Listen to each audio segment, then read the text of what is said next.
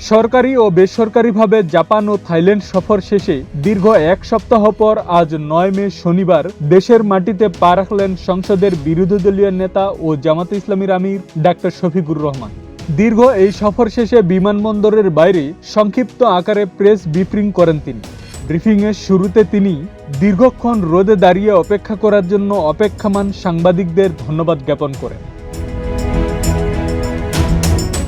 জাপানের সাথে ফলপ্রসূ আলোচনা হয়েছে জানিয়ে তিনি বলেন, জাপান সরকারের পররাষ্ট্র মন্ত্রণালয়ের ভাইস মিনিস্টারের সাথে অর্থবহ আলোচনা হয়েছে। তিনি বলেন, জাপানের সাথে বাংলাদেশের বন্ধুত্ব 1972 সাল থেকে।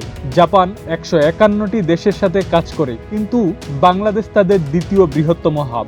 দুদেশের মাঝে আলোচনার বিষয়বস্তু ছিল কিভাবে বাংলাদেশকে আরও সামনের দিকে এগিয়ে নেওয়া যায়, বাংলাদেশকে কিভাবে আরও উন্নত করা যায়। তিনি বলেন, জাপানের সাথে বাংলাদেশের education exchange programme, skill development programme, বিভিন্ন খাতে তাদের বিনিয়োগ নিয়েও কথা হয়েছে।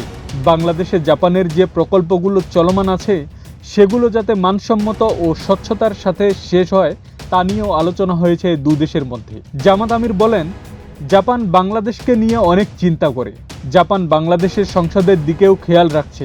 তারা বলছে, বর্তমান সংসদ অতীতের সংসদের চেয়ে ব্যতিক্রম। কেন ব্যতিক্রম সেটার জবাবে জাপান বলছে, বিরোধী দল একদিকে যেমন প্রতিবাদ করছে, আরেকদিকে সহযোগিতাও করছে। এইভাবে যদি তোমরা তোমাদের দেশকে ভালোবাসো তাহলে আমরাও তোমাদের দেশের প্রতি ভালোবাসা বাড়িয়ে দেব।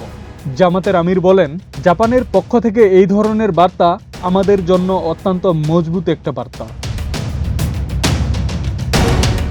জাপান সরকারকে বাংলাদেশে ক্যান্সার হাসপাতাল করার জন্য অনুরোধ করা হয়েছে জানিয়ে তিনি বলেন, আপনারা জানেন যে আমাদের দেশে বিপুল সংখ্যক ক্যান্সারের রোগী আছে। তাদেরকে বাংলাদেশে ভালো চিকিৎসার ব্যবস্থা এখনও করতে পারিনি আমরা।